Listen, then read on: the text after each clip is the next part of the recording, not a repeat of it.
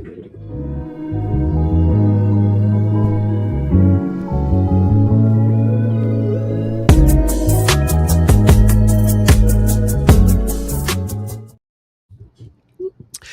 Friday Eve, everybody. Happy Friday Eve. You are here on Politics and Pan. I'm your host, Pan, aka Christian, and I have invited my homegirl, Ruth Kravetz, the OG organizer, one of the coolest people I know here in Houston, Texas. Welcome, Ruth, everybody. What's up, Ruth? I'm just happy to be here. I appreciate you being here.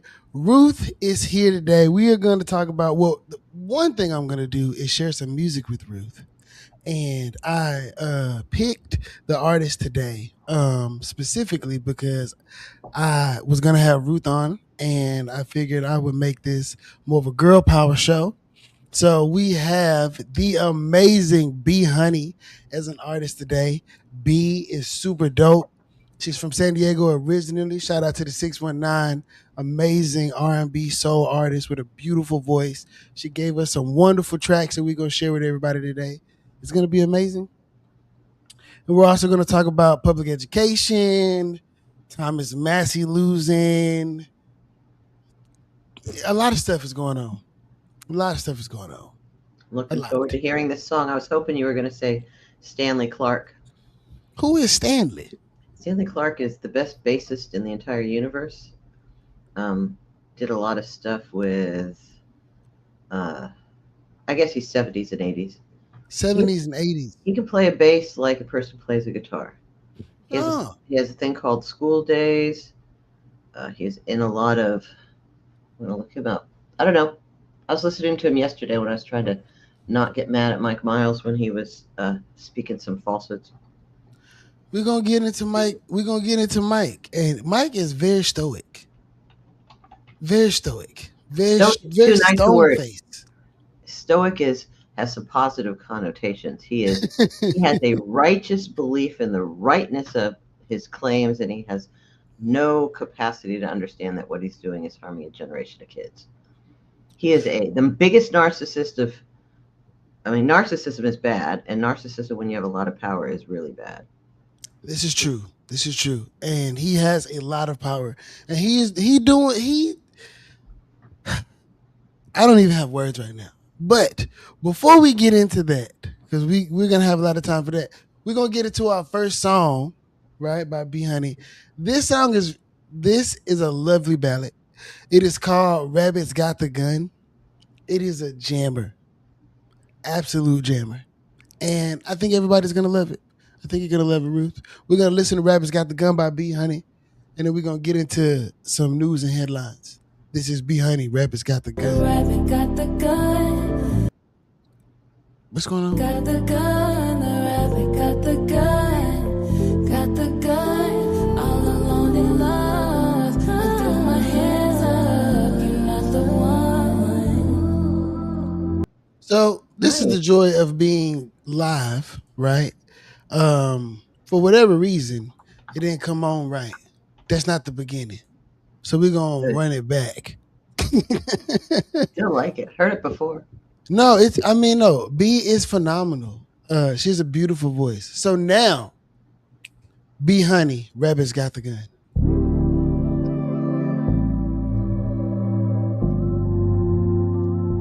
What's up, Kurt?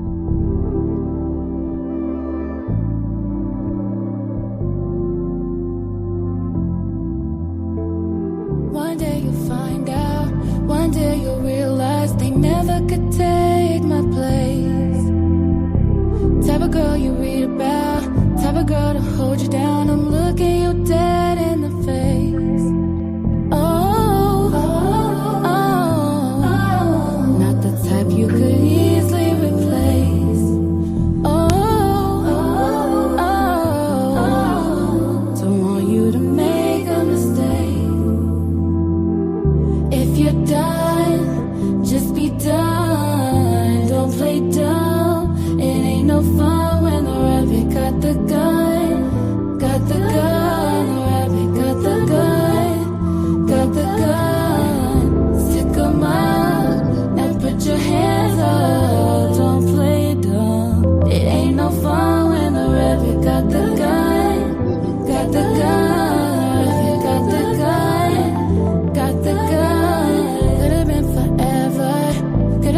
always, but boy, I could feel the change. Not trying to force it, not trying to argue, just trying to make some space.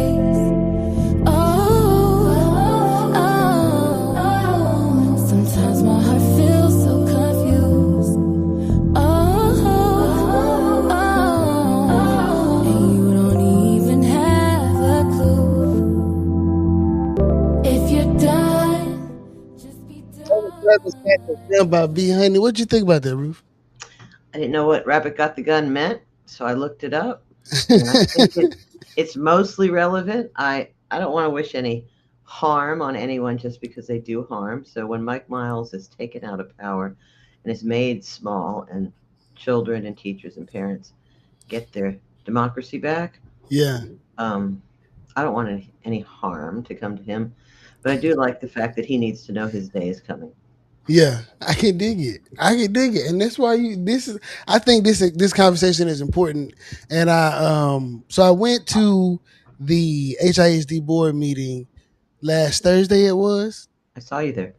Yes, and I was very moved by the testimony of the parents and the teachers and community activists around the changes in special education that they are doing in the school district. And I was very surprised to just see like the lack of emotion on the faces of the board members. It was, and I'm not like an emotional person normally. Like, I don't really I don't like to cry. I don't want nobody to see me cry. I'm an ugly That's cry. right. But Jesus, like they were just sitting there stone faced, like, and these kids, the young man who was talking about he had gotten into Bel Air and wanted to go to the band and was happy about going to school with his brother, and now he got to get bused across town. Oh, that was heart-wrenching. With 2 weeks notice before the end of schools. Just shameful. I just don't, in America today, right? Like we are just mainly being told what to do. We're not being asked. We're not being consulted.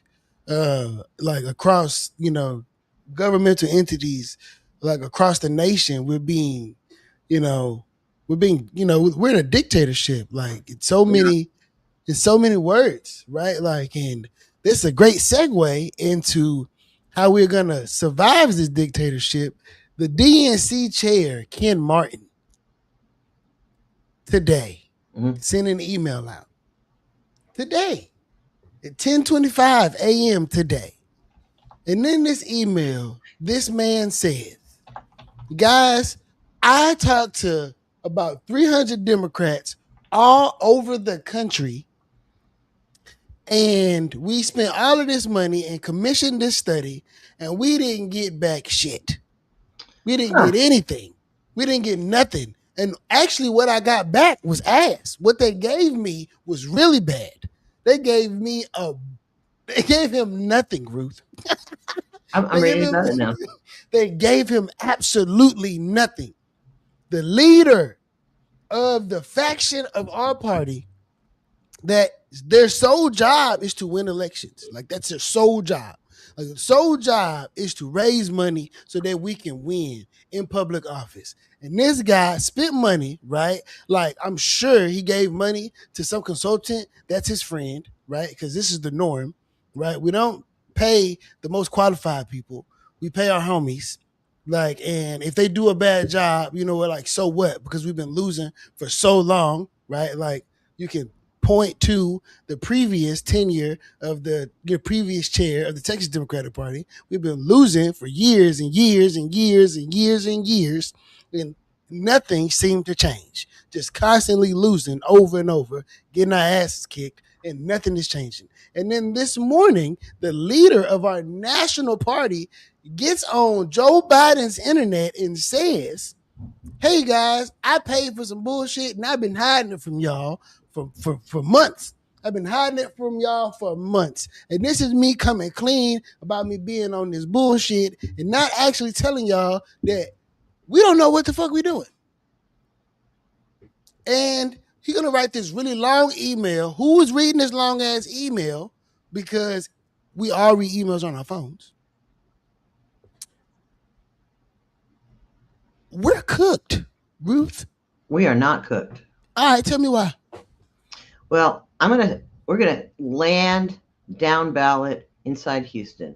When I was a teacher in the near North Side, served at Jeff Davis High School, now North Side, serving mostly near North Side and Fifth Ward kids. And younger, hotter, and cooler.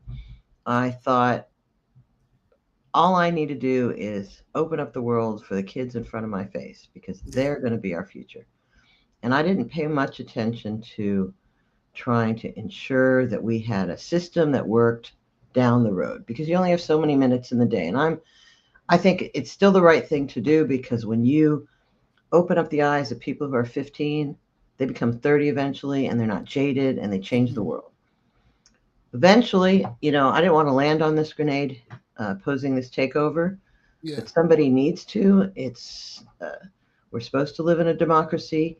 Kids are supposed to be able to walk down the street when they're 5 years old, holding their parents' hand in every single neighborhood, everywhere, whether the neighborhood is under-resourced or not, black, brown, or white, and whether the parent knows what the hell is going on or doesn't, and they should be able to walk through the doors of an open enrollment, high quality, equitable, comprehensive school where all they have to do is show up and then love happens to them and then they start thinking of a future for them. And so maybe the DNC, maybe the people at the top need to start thinking about the 5-year-olds at the bottom, and that everything they do is designed to ensure that the kids who are the least of these little 5-year-olds and kids whose parents may or may not have a roof over their head, and kids whose parents may or may not have a college education, and kids whose parents may or may not have done well in school themselves, that they have a place where they can feel love, feel happiness, feel joy, develop a love of learning, and go home every day and say, Mommy, this is what I learned today, and it was great. And what you saw last Thursday at the board meeting was a whole bunch of parents, black, white, brown, rich and poor, who said, what you're doing, Mike Miles, to our school district is treating our children like they're zombies. And that's not fair.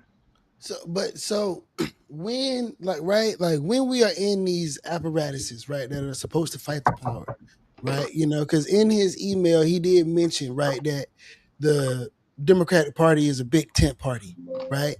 But when we, as activists inside of this fight, and we have, leadership, when the leadership reveals itself to be, less than satisfactory, right? Like, as those on the ground, like, what do you think that we should do? We should do from like the ground level to be able to, get some traction, because from the top down, it's looking cooked. Well, I'm going to connect democracy and public ed every single time you ask me a question. Go ahead. Public ed is the cornerstone of a thriving democracy. So as goes our public schools, so goes our democracy. So at the core, we have to, at the very basic level, we have to ensure that people who are 20 and 22 and haven't voted much before, or the 78-year-old woman who I met when I was block walking who said, I haven't voted in 15 years. And we talked about why she should vote this time. And she said, I'm going to vote this time. And I got her number. And she said, just tell me where I'm voting when November comes, because I don't even know where to go vote.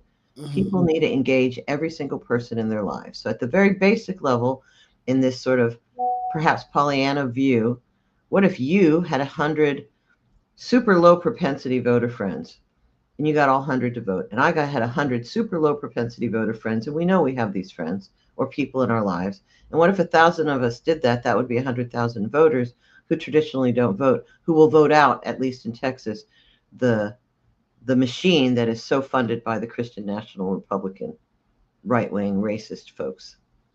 Things would change at the basic level. There's a lot more that one has to do than voting, because a lot of people are saying, look, the takeover happened.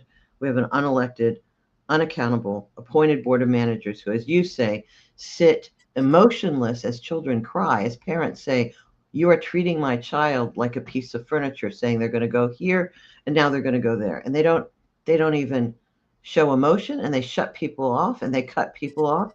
And when parents deign to go 1 minute and 10 seconds instead of their allotted 1 minute, and then they keep on talking, they get the police to escort them out of the building. That's not democracy. So people need to start doing more. They don't need to. People know in their hearts that doing more will give. It inspires people. You do something good, you change the world, you go home, you feel good at night. So instead of looking at this National Party expensive report that he hid for several months, that doesn't bother me. Because the bottom line is, how do we get people who are 20 and 30 and 80 who have gotten disenfranchised to say, I'm here, I can fight this. Trump's not here forever. And I don't disagree with that. And I think the messaging around, Trump being bad and him being bad for democracy, I think we're beating a dead horse there. I don't think that it is resonating well enough, but I mean, luckily for the DNC and Kim Martin, the lay voter isn't paying attention to this, right? That's right. Not a thing. So luckily for him, that's the case, right? But if just by chance, right, people catch wind of this and the narrative that there, is maybe some incompetence rolling around, right? Like that is going to further alienate voters who are already not, fully engaged. You know what I mean? So, at least in Texas, with Gina running for governor at the top of the ticket, I think it can galvanize a lot of people. You're right. People don't care about big, shiny issues. They care about, do I have enough money to pay for food next month? Is my baby going to be happy in school? Is my mother who has cancer going to have the health care that they need? These are real issues. So for me, and this odd fixation with public ed, because everything matters, but for me right now, public ed matters the most, people really do care. And so with Gina Hossa, it's really simple. If she is elected governor, she has the power to appoint the TEA commissioner who's appointed by the governor, and she has the power to fire the TEA commissioner. And as soon as she fires him, she can appoint an interim, and then that interim can end the takeover and declare victory and simply end the takeover. It's just that simple. And that's the kind of message I think people need to hear. When families are being dismantled by the takeover, like you saw last Thursday at the board meeting when 100 parents spoke one after the other about how this takeover is harming their schools, closing schools, turning schools into AI. I mean, what parent wants their kindergartner to be learning with AI and graded with AI, without books in the school, without cozy reading nooks, without rugs? And when there's somebody at the top of the ticket who says, I can do this and I can change things, at least at the very basic level for you in November, and all you have to do is show up and vote. That could change things in Texas. I think so too. I mean, I don't disagree. And and y'all know me. I'm a little moderate, right? And I'm a little pessimistic, right, with my government, right? And but I'm also a big fan of government, run Mondami is doing in New York, right? Even though people are skeptical about his finance practices, right? Like people are skeptical of our mayor's finance practices. His approach is people first. And I think that that's what matters the most.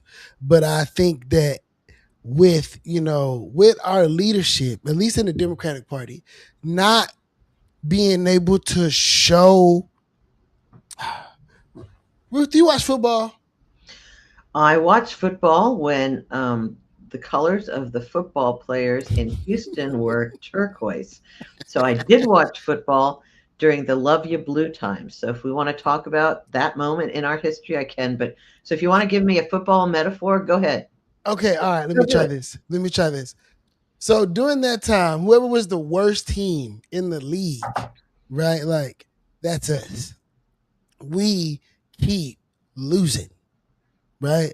And I don't view things like that. We're not controlling the narrative. We're playing a lot of defense, and we're not making a lot of offensive moves. In this here, right? And I'm gonna I'm gonna make this last point and I'm gonna get off this topic.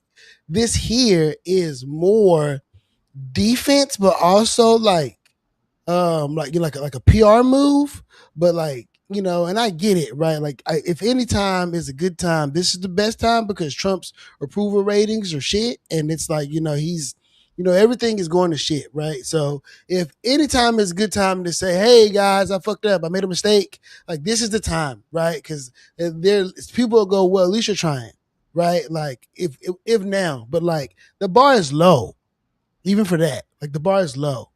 So like my worry is right because the people like you with hearts like yours are not in charge. And I don't know these people specifically, but like I've done work with you. I've been out in the field with you. I know how you get down. Right? Like and that's like that kind of that's not being translated from the top down, right? And there are a lot of yous in the ecosystem of what's happening, right? Like but like the people who are like running the business of this, they're not showing up in a way that like mimics like what you just said about the importance of public ed and the connection of like home and family and things like that. Like it's not happening like that. And when they put up stuff like this, it is for me like because So, Christian Alexander, we are the leaders we have been looking for. We can't be waiting anymore for the shining knight to show up in a pretty outfit. So I totally agree. So we land where we land, and we fight how we fight for a good, stronger, better world. And that's why I keep on telling people to show up to oppose this horrible takeover. 3 years in, because 4 years in, we can fight it and it can go. And that horrible man is going to go in some way, shape, or form, especially since they expanded takeovers from Houston. This virus is being, it's now in Fort Worth. ISD, they took over Fort Worth using a law that said if a school has bad scores 5 years in a row, you have to either close the school, charter the school, or you get to take over the whole school district. And what Fort Worth did 2 years ago is the school that had bad scores 5 years in a row, they closed the school. I don't believe that is the solution. You don't close things to make things better, but they did follow the law as it stands, and they closed the school 2 years ago, and yet the state says, we're going to take you over even though you followed the law. And they did the same thing in Beaumont. And sometimes people think that change. So I think that, like at least in Texas, I'm going to say Gina's name again. At least in Texas, here's a mom whose kid's school was about to be closed, I don't know, 15 years ago or 10 years ago when her kids were young. And instead of staying home, she decided, I am the leader we've been looking for. And she fought the closures with other parents in Austin. I don't know if she won or lost. And then she ran for school board, and she tried to change policies and changed many. And then she ran for state rep and got on the public ed committee and has been continuously talking about the ways in which we improve public schools for all children, black, brown, everyone. And now she's running for governor. So suddenly we have somebody who, at least for the thing that matters a lot to me, speaks truth to power, has policy ideas that can really make the world better for children and families in Texas. And as goes our 5-year-olds, so goes our nation. So maybe what all these people need to start doing, and you with how old is your stepchild? I forget. How old is how old are your two kids? They're like 4 and 9. Yeah. I guessed right? Mm-hmm. Huh, score. They, you should be thinking about this sort of pessimistic view you have. You should be thinking, how do I do everything in my power to make sure that 10 years from now they have a brighter future? And what can I do to push back? I mean, and honestly, I think about this. Oh, and I'm so happy you came last Thursday. And I am so happy that you're speaking at the board meeting on June 11th. I know we're at the end, but I'm going to just shove it in right now. Yeah, for sure. No, I mean, I think about these things, right? Because I'm a dad, right? Like, and I want my children to go to schools that make them feel empowered and make them, where they learn in environments that are healthy for them and things like that. And, and I think about it a whole lot now. I've been hearing a lot about Greg Abbott's plans to disconnect property taxes from school funding, right? Like, and which is terrible because the children already can't read. Let's just start there. They already can't read. Some children can't read and A some lot children of can them. read. What we do, that's the narrative of the far right. The far right produces a narrative that says public schools are failing, as if there's no bright hopes anywhere. The truth is that as a nation, we have denied access to what is everybody's due, the right to have a roof over their head, the responsibility of a nation to ensure that when families don't have a living wage, health care, access to resources, that's going to impact how kids learn. And instead of saying our schools are failing, we should be saying that we're failing our communities that need us the most. Because there's always been great teachers who do awesome things, even though the system is classist and racist, and those with more money and more resources always get more. Because we can change things so that parents who have too much can share what they got. And I don't disagree with that. Like, and I can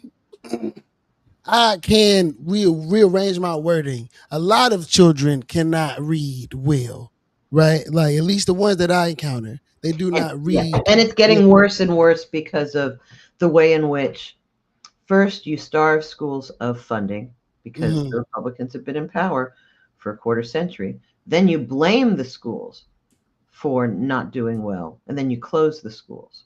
So that the challenges, the solutions that came with No Child Left Behind, and since then have been test our children to death Which is ridiculous. instead of teach our children towards love.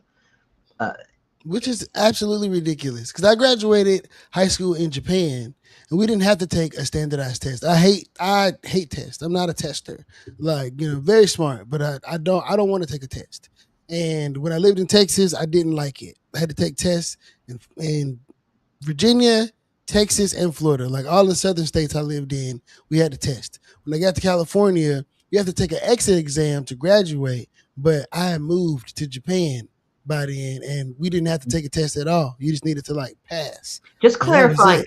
just clarifying for the public, tests are good when written by teachers closest to students who have the most connection to them. They're a meaningful component Mm, of a well-rounded curriculum. Kids don't wake up in the morning and go, "Mommy, mommy, I want to do math today," for the most part. yeah. And so tests are designed to help kids have a reason and opportunity to study and to give teachers an opportunity to help people consolidate knowledge and then after the test to help people grow from the experience they had while testing.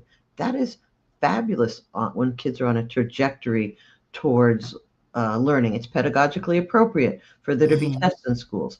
It's totally inappropriate to get so fixated, to use this takeover language, on student outcomes, which is a euphemism not for student success and graduating from high school, graduating from college, having a well reasoned life, having a life that's full of purpose, going to college, all the things, or owning a business or a trade, all the things that we think of as success. For this takeover and the horrible Lone Star governance, the only thing that matters is performance on a standardized test, and that's the problem. It's a huge problem. That it's a high stakes testing that is used to shame children, fire teachers, and close schools, take over school districts, give outsized power to megalomaniacs like Mike Miles, is bad for public ed because what you measure is what you value, usually is a good thing, but in this context, it's narrowing everything we do to a single test.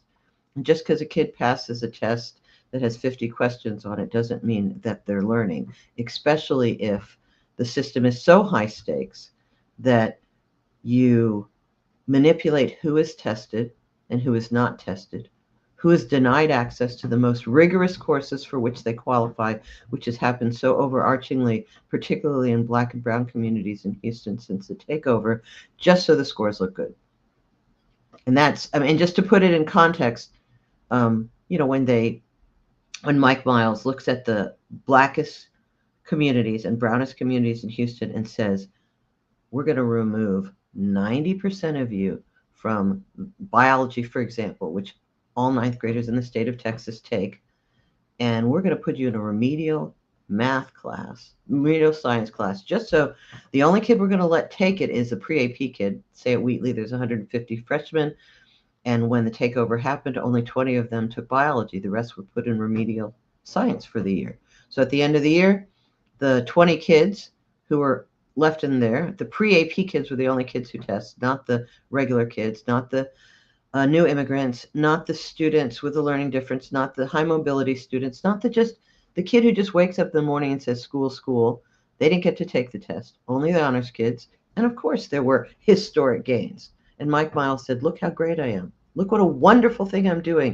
The scores are so much higher than before, but it's at the expense of all those other kids who didn't get to take the course for which they qualified in ninth grade, and that meant they didn't take it till 10th grade, which means they couldn't take AP Bio as seniors.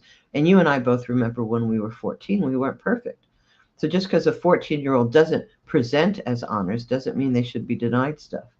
And this has happened over and over again since the takeover. So it is the only thing I can think of is it's unconscionable and it's an abomination what he's done. And we could talk about other examples too. I mean, well, I know that this is happening nationwide. Like, I mean, the Republican Party has an overarching agenda to be able to, fit things in the mold in which they see America being shaped. Um, Dismantle public ed. for sure. And our education system is first, right? Because like you said, as goes the 5 year olds, as goes the world. I made an example of the young man who helped to usher in like the new era of like the KKK. He was like indoctrinated by his family into the belief system, and he like brought their message to the internet and stuff like that, and helped to like birth movements like the Proud Boys and stuff like that. But they got him right as a child, and he was an influential child and a bright child, and somebody that understood technology and communicating at a high level. And he was able to like have influence. And so, like within that movement, right, they putting Turn Up on USA in the schools and things like that. It's more, I see it definitely, as you're saying it, but also as a broader agenda to be able to push this school of thought on the country more broadly, right? The right wing Christian nationalistic mind frame of like what America should be and Mhm. what the greatness of America is. And if we like you said, I have children, and this is even going into some of the questions that I have for you, right? Like, um, I was initially like, I didn't want to send my kids to public school. Man, I was going to pay for them to go to a private school. Now, I feel that way because of things like Systems let this. you down because the Yeah, systems let right. you Like down. things like this, right? Like, because I mean, I personally had like my school growing up, school was good for me. But I also grew up in the military system. I went to school in the Department of Defense system for the most part. Like, and I also went to a different school like every 2 years after the fifth grade. So we would go to another state, we move to a decent neighborhood, go to a decent school. Move to another state, go to a decent neighborhood, go to a decent school. And then we moved out of the country. So I mean, I had a very like, a very different like schooling journey. But I'm going to interrupt you for a second. Go ahead. Two things can be true at the same time. You know, uh, things can be dialectical. The uh, that whole dialectical behavior theory that Mhm. the public school system can be letting so many people down across this nation. It can be the fault of the Republicans for focusing so exclusively on high stakes testing that narrows the curriculum and removes joy.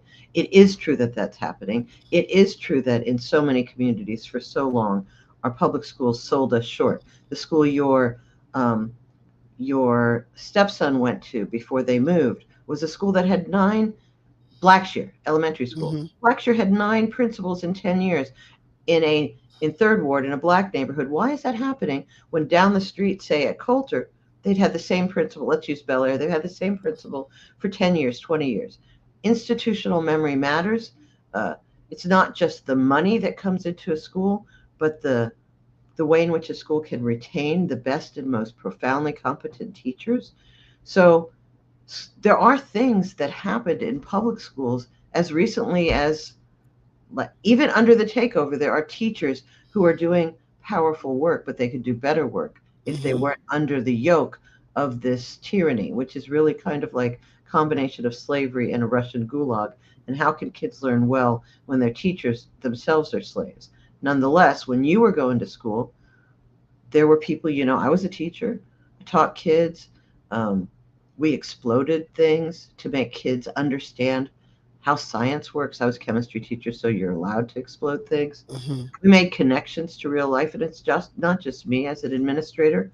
I walked in and out of classrooms where I was so inspired that I almost started crying. You could feel the joy and the learning happening. At the same time, there were lots of classrooms where that wasn't working, and teachers aren't leaving our schools in droves because the pay is bad. They're leaving because it's so dehumanizing, so shame-making, that they can't reconcile that dialectical belief. I want to serve children and improve the world, and yet I'm being asked to do things that are unconscionable. That's at the big tapestry of things. So I think the challenge is, as progressives or moderates, if you're going to call yourself a moderate, we need to recognize that public school is the backbone of a functioning democracy. And instead of saying tear it down, let's recognize that the right is doing a really good job tearing it down and getting a lot of help from the neoliberal left because you'll dismantle public ed through the three-legged stool that is voucher expansion, takeovers, and charters, because charters are in many ways the most undemocratic of systems. They get all the public funding, but none of the public accountability. They can allow the kids you met last week because of the special ed debacle that Miles created. The students who are the most complicated don't get into the charter schools. And so there's a tremendous amount of evidence that charters purposely exclude the most complicated students to artificially raise scores. That doesn't mean anybody sending their kid to a charter school or a teacher to a charter school is they're at fault. They're not at fault. Everybody makes the choices they need to make for their family. But the systemic problems, we're at fault. We shouldn't have a separate and unequal system, and that's having charters or magnets and public schools and private schools. And so while you're talking about not having to do any testing in Japan, at St. John's, a school that provides the most expensive school in the city of Houston, that's private school in River Oaks, they got 17 kids in a class, and they don't take any standardized tests, and nobody screams from the mountaintop those kids aren't getting ready for life like they do about kids in poor neighborhoods, kids who are blacker or browner. So we just need to call it like it is, that and we need to not prop up the right wing by stating what they're stating as fact. Our public schools aren't failing. We're failing our public schools in our society. We need to invest, and we need to support our schools, and we need to love our children. So I know I'm shifting as you go back and forth, but I appreciate. I don't disagree. I think that because one of my questions is, and I lean into the the whole charter school thing, which I understand. Like, I understand that charter schools are like for-profit entities for the most part, and they are they're able to kind of like run free. But for those people, like, I know, like in the Black community, there's an argument that like the charter, because public school, like you said earlier, has been failing the communities in like different ways due to like the leadership, misappropriation of funding and stuff like that. Like, and they see these charter schools as institutions that stand in the gap to be able to like add like helpful, more holistic education. Like, what do you say? Like, what is your retort to that? Right? Like, okay, I wish I should post this up. I just pulled something up. I think the retort is the hype is more than the facts. So let's look at I'm not trying to dog on Wheatley because we're bringing it up again, because what I talked about before, there's under this takeover, things are bad generally, but Miles, he denied students. So I'm going to start with this. He's denied students access. He's turned HISD into a giant charter school. So let's look at a comparison. Here's Wheatley, and 1.1 1 miles away is Yes College Prep in Fifth Ward. And you would think that the two schools are serving similar students. So the student enrollment's about the same. Economically disadvantaged, they're both 90% or more economically disadvantaged. But then you get to the details, and Wheatley's serving 32% of their kids are high mobility, and Yes College Prep, less than 5%. Now, for those of us who don't know, what does high mobility mean? It means that you don't have any money and you're moving from apartment to apartment. It's like the $99 special family. Okay. I'm gonna have that. So a lot of people stay in the same house for 5 years. They buy a house, they stay there. They rent from a house, they stay there for a long time. This is for families who are moving every 9 months or every 6 months, because that 99 move-in special can really save you some money. But when you're high mobility, the kids are moving from school to school. They tend to be more complicated and have more needs. Okay. So in addition, you could also look at Wheatley's 20%, serving 20% students with disabilities, and Yes College Prep a mile away is less than 6%. And then the thing that when I talk to people who I know who are Black, who say charters are better, I say in Fifth Ward, which has a lot of Black people, as you and I both know, it's Wheatley serving about 52% Black students, 48% Latino students. Guess the percentage of Black kids who are at Yes College Prep a mile away from Wheatley in the heart of Fifth Ward? Just guess. 27. 4. So when charters say, we're gonna do a better job, we're gonna do a better job for some people, but not all of you. This is for, this is not for, what is it? This is not for you and me, it's for me. Travis Beaky told me when he made a joke about the $5 million expenditure at Emancipation to upgrade Emancipation Park some years ago. He said, this isn't for you and me. He's lives in Sunnyside. He says this is for the gentrifying community coming in. So people can make the mythological argument that charters are going to do a better job than public schools, but they're not letting kids in. So the solution is not charters are better, because charters will purposely exclude whoever they don't want, whether it's a student with disability or because of people's racism, Black students in the heart of Fifth Ward. The solution is figuring out ways to fund our schools, support our schools, and ensure something that should be part of the American ideal, which is what is provided to the richest children in the city of Houston should be provided to every child in the city of Houston. So charters aren't the solution. Vouchers aren't the solution. Takeovers are absolutely not the solution. The solution is fighting for what we know is good and right. Here, go on with your next question. Yeah. So now I don't agree with takeovers, right? I'm a small government kind of person. So I want the people to be able to decide what their livelihoods look like, and people should have more input.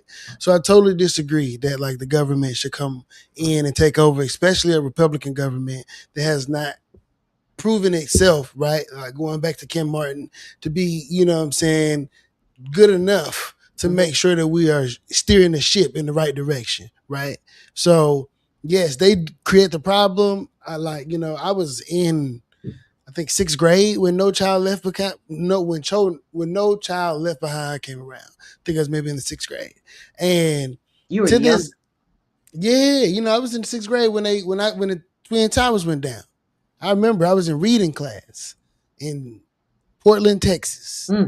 Yeah, and my teacher turned it on. We all stood there and looked at the little TV they used to hang up in the corner, and we watched it go down. But I hear people talking about. I hear people talk about it, right? I hear people talk about No Child Left Behind and the damage that it did to like my generation. But I don't like. I couldn't put my finger on it. You know what I mean? Like, I couldn't identify that, right? Like as a former teacher, I can identify things like how the technology that we are implementing to the classroom causes the kids to have fits when they don't have it anymore, right? How it distracts them. How like and Yeah, adults. yeah, it's real bad. It's real bad. Like, and how, just like our attention spans are this big now. And, like when I was teaching, I would ask my students, like, hey, we're gonna like write a paper, we're gonna do this, we're gonna do that. And it would be like, herding cats to get them to be able to like write a paper and things like that. And I don't know, right? Like I had only been a teacher for a little while. So I don't know what their experience is like at their home schools. I don't know what their experience is like in their homes, right? So all of this information, right, it's overwhelming for me trying to learn how to put together a curriculum, which I've never done. But the school system put this program together that didn't have any curriculum. There were no lessons. They didn't test it, like nothing. They just said like, hey, Barbara Jordan, we're going to start a public administration program. And now you got to hire somebody to teach this class. And I just so happen to have a master's degree in that. But like when you get the teaks, think it's what it's called. You get the goddamn teaks, and it's like, yeah, objective, but like there's nothing there though, like nothing. So you just gotta kind of make it up. And I'm like, what's happening? Like, and if it's happening like that, if it's happening like that, like, and that is just one course, like one class, like a small group of people. Like, I can only imagine like how bad it is, like on a larger scale, like just like statewide with the leadership that we have. So, the challenge of things like takeovers is like 3 years ago, if you talked to me before this takeover, I could tell any parent where they could go in Houston, in black neighborhoods and in brown neighborhoods and in white neighborhoods to get a good education, where there were principals who cared. But Mike Miles got rid of, forced out almost 50% of the teachers the first year and 40% the next year, and who knows how many are going at the end of this year. And we're in a situation now where, for somebody who's a public ed booster, which is who I am, I do not believe in small government like you're saying. I believe that government can do things well because I watched it and I've lived it. And I'm sitting here in a situation where I have to say two things at the same time. This takeover is harmful to families, students, and schools, and Miles is lying to special ed parents, lying to the people whose schools were closed in February, because this has been the most harmful semester since this takeover. He said he's going to close 12 schools with 2 weeks' notice in February. Then he expanded the NES program to 9 more schools. Then he created this crazy Future 2 schools that's sort of like you learn online with AI in the morning. The worst of COVID, what we learned during COVID, that online isn't productive. And then you get graded with AI, and then he wants to expand this to 100 schools. So the nightmare that I had many years ago, that down the road we had a 2-tiered system that was more extreme than what we have now, where the rich get gardens and bunnies and labs and read alouds and critical analysis and deep, thoughtful experiences for their educational experience. And the middle class get a facsimile of that. And the poor basically get to learn online, because Miles said in the spring, we want to expand this AI learning to 100 schools. That's half of HISD. And he wants to do that in 3 years. And then on top of that, they, right before the end of school, you went to the meeting last Thursday, they say 5,000 families of the most vulnerable students with behavioral differences, students who have cognitive disabilities, students who are living with autism, that the students who are the most vulnerable are just going to be upended, moved across the school district to somewhere else 40 minutes away. In some cases, a parent has they spent time going, I have twins. One of my kids is differently abled, one is not. I want them in the same school. They made all the plans to do that. And 2 weeks before the end of school, they find out that one kid's going to end up being 40 minutes away from the other, and there's nothing they can do about that. I want to tell you that we need to fight this takeover tooth and nail, every parent, every teacher, every student, pushing whatever limits that we have. So I want to talk about that and say the takeover is horrible. We must fight it and its implementation in other places. But I also want people to realize we shouldn't throw out the baby with the bathwater. Public education is the most profoundly American experiment that we've ever embarked upon. And it's an experiment we need to hold to ourselves. And instead of like what you're sort of saying, I'm not certain if I trust public schools. How can we make public schools work for all kids? Like when I was teaching, I think the public called the school I was teaching at a dropout factory. Mm-hmm. Two things can be true at the same time. The kids I taught, 70% of them passed the AP Calculus exam, and that's a standard, and that was higher than at St. John's. And the kids went on to Cornell and Princeton and Columbia and UT and all over. And it's not just me. I'm just using myself as an example. And there are people who've stayed in high need urban schools for years and years, changing lives.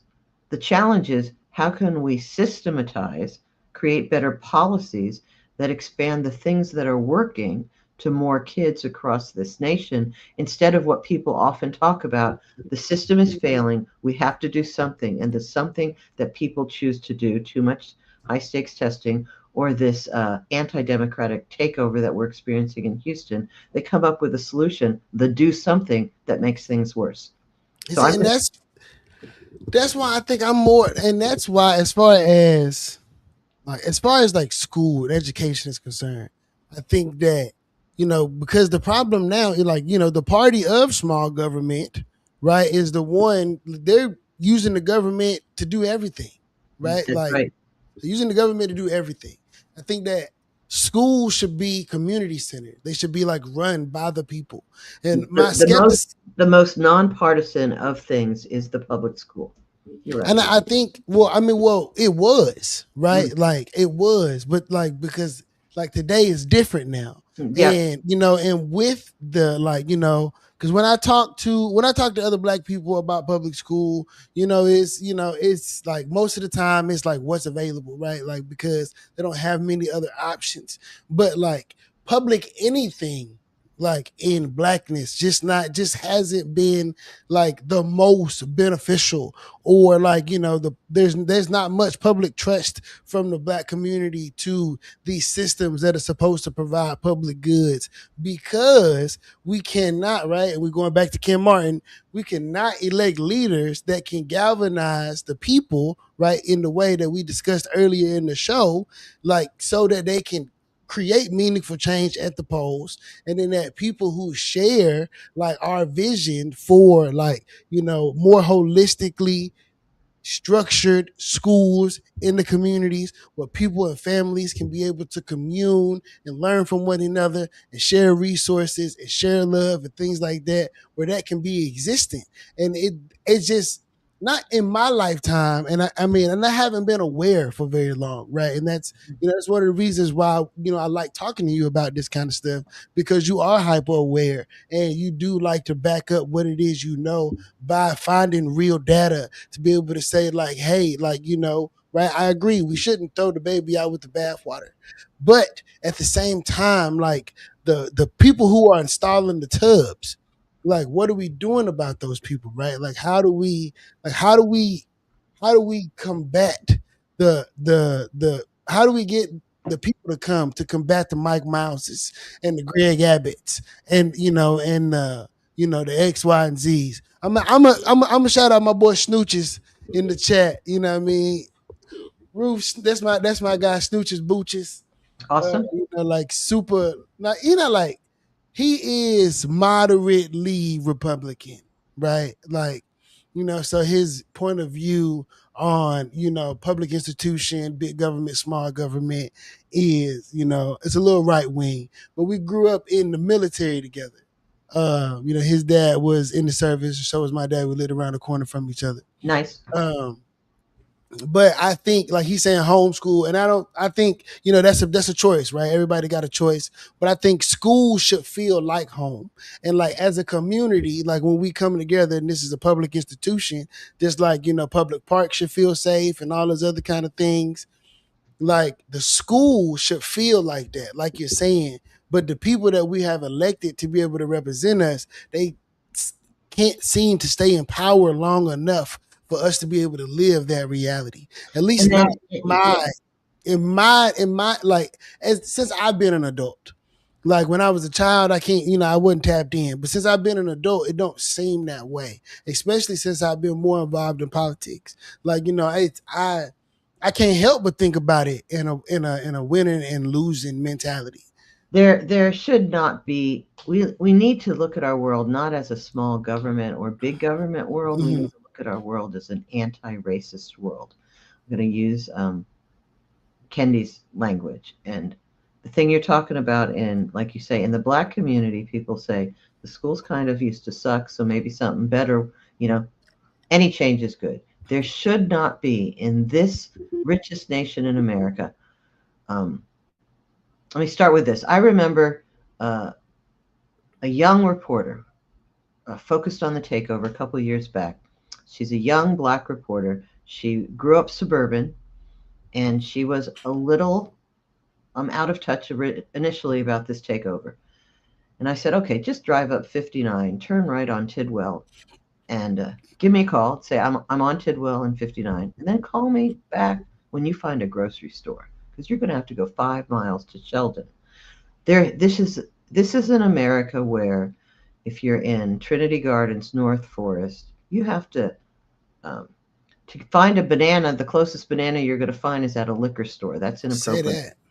And when we talk about in the weeds schools and stuff like that, the bigger picture is that there should not be communities where it takes 5 miles in the fourth largest city in the country to find a grocery store.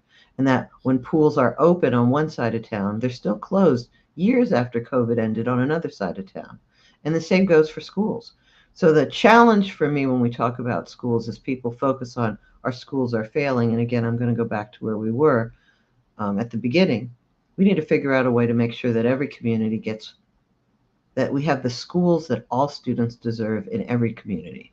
Hmm. That should not only include the parents who are loudest. Sort of kind of, and so that's, I think, where we need to go. So it means I'm going to fight this takeover tooth and nail, but I'm not going to do it at the expense of saying we have this great American promise that we've made to every child that they can learn and grow and have access to awesome, powerful resources. But it isn't going to come until we recognize that if you abandon a sofa in the middle of North Forest, it's going to take a year for somebody to pick it up. And it's going to take 3 minutes for them to pick it up in River Oaks, and maybe an hour for them to pick it up in Meyerland. And until that changes, our schools won't change. You know what, Ruth?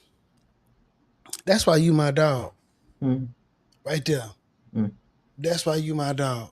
Because you are so wise when it comes to this. Because I'm not even gonna lie.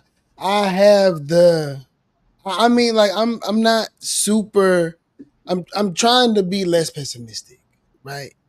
Like I'm trying.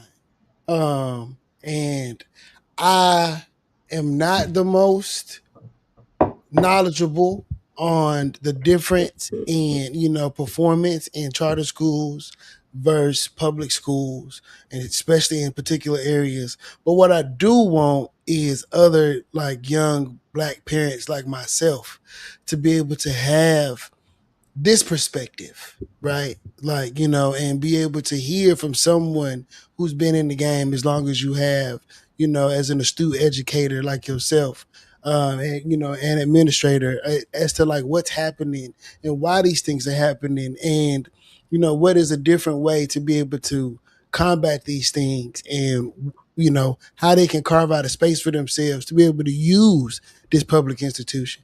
So I really appreciate this, Ruth. This was a really good conversation. We I ain't didn't gonna do any lie. of the questions you had. So it's 8. So I'm going to do a little plug because I figure this is over now, right? Yeah, I gotta go to politics and boards. So, so my name is Ruth Kravetz. I was a parent. I am a parent. I was a longtime teacher and administrator, and we formed this group, Community Voices for Public Ed, about 15 years ago at this point, to try to ensure that there's strong, fully funded schools in every neighborhood, all the stuff we've been talking about on the show. And we were so naive that we thought if we worked real hard, we'd get it all done in 5 years. So we only wrote a 5-year plan, thinking we didn't have to do anything after. But we're still here. And when the takeover happened, parents, hundreds, thousands of parents across Houston. We've been working in every single neighborhood to fight this takeover, to win what every family deserves, what every teacher deserves. So if you want to get more involved, you can Google Community Voices for Public Education. You can sign our petition and get on our mailing list. You can show up at our events.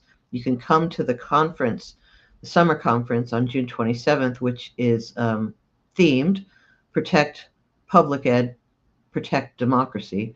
And our keynote speaker is Domingo Morel, who literally wrote the book Takeover a couple of years back about how takeovers purposely target communities with strong Black and brown political power to take over their schools and diminish the Black and brown political power that exists. So everything's connected to how what you talked about at the beginning. So it's Community Voices for Public Ed. You can look at us on socials at Houston CVPE, and you can reach out to me because I'm all over the place. Right on. And you can, this is their Instagram here. I was so locked into the conversation, I didn't do any of my production things today, Ruth. Just got me all discombobulated with your knowledge. But follow Houston CVPE on all socials. You can find them right here. This is their social media tag at the bottom. In the upper, my right, your left-hand corner, there's a QR code. You can scan that QR code and you can donate to Houston CVPE if you want to support their mission on empowering Houston public schools and making sure that our children have the best because they deserve the best and we need to get them the best. So before we get out of here, I got another song by my girl, B Honey, San Diego's very own, that I'm going to share with my girl, Ruth. I appreciate you snooches in the comments. What's up, Amber? What's up, Kurt? This was great. Ruth, I have one more song I'm going to share with you. I'm going to have you back on. Mm-hmm. This one is called Boomerang. It's like a little dance song. Nice. Yeah. This is Boomerang.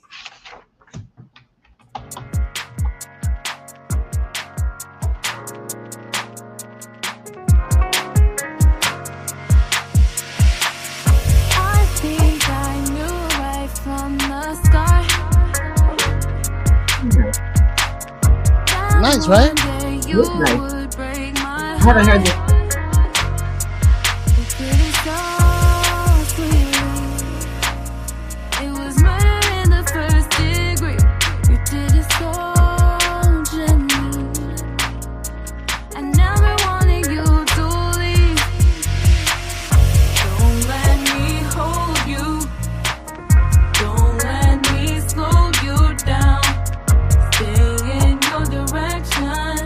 Love her voice. Very beautiful. I want to find her lyrics. Don't let me slow you down. Stay in your direction, and maybe we'll come around.